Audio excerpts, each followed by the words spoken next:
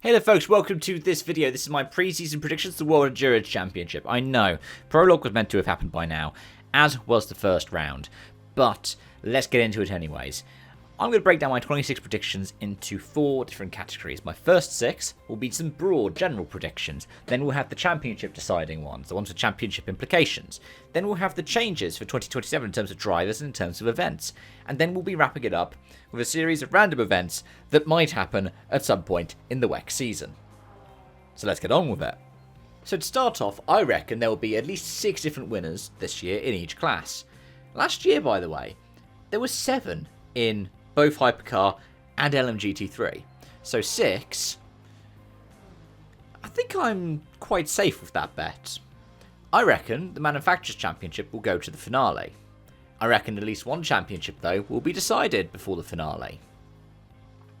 I reckon the Genesis will have a higher best finish than Aston Martin. I reckon there'll be at least one new race-winning car, and with that I am including, say, the 992.2 and the 296 Evo. I haven't decided if I should include the 010. I'll double check that after the fact, because at the end of the day it's just homologation jokers. But when it comes to the 992.2, for example, whilst it is a 911 and you could do the whole Top Gear thing if it's a Beetle, there is enough difference in it. And on the tone of the 296 Evo, I reckon Ferrari will win at least one class at Le Mans. Whether that is Hypercar, LMGT3, I guess I could technically stretch it and go, well, private entries, but aren't they the only private entry this year after all? Sticking with the prancing horses, my first champions prediction is going to be that Ferrari will only win the Hypercar or GT3 title. They won't win both. At the same time, I reckon the top 3 in LMGT3 will be from 3 different brands. I think the top 4 were all different brands last year. I reckon that there's going to be a different manufacturers champions to the drivers brand. So say Ferrari win the manufacturers championship, but then Toyota get the drivers.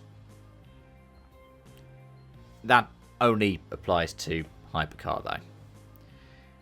I believe that different brands will win LMGT3 and Hypercar as well. I am going so in on this. If Ferrari dominate both classes, I am so cooked. I reckon there'll be at least one new champion in terms of either class for manufacturer.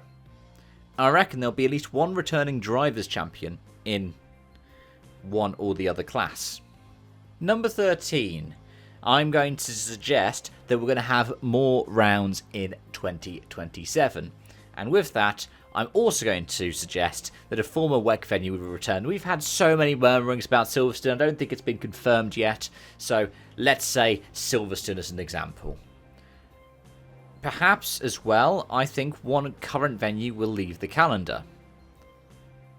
And as for drivers, I think at least one 2026 champion will leave the World Endurance Championship. Wherever they go, I don't know.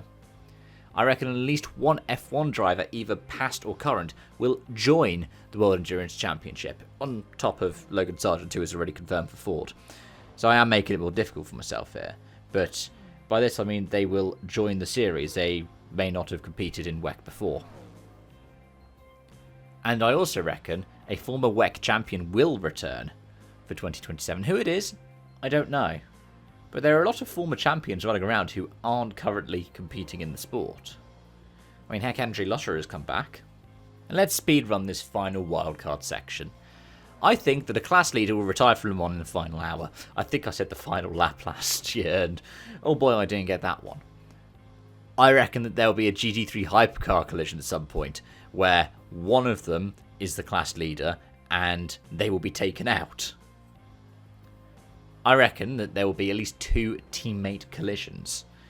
God forbid it's something like what happened to poor Jota in Qatar last year. I think at least one race will get red flagged at some point.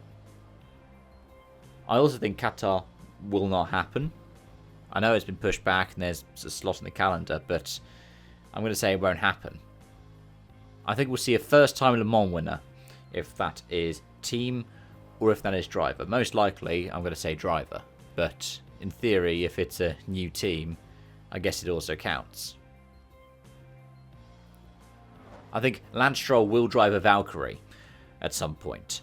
Or, if there's an end-of-season test, he'll drive the GT3. I know he's doing Paul Rick with Come To You Racing, for example.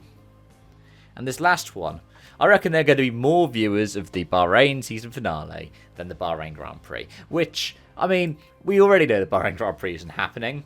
But this is the kind of thing of thinking, whilst I don't think Qatar will happen, a couple of weeks later, Bahrain, yeah, why not? Let's see if Bahrain will end up happening on the 7th of November. I'm hedging my bets on that one.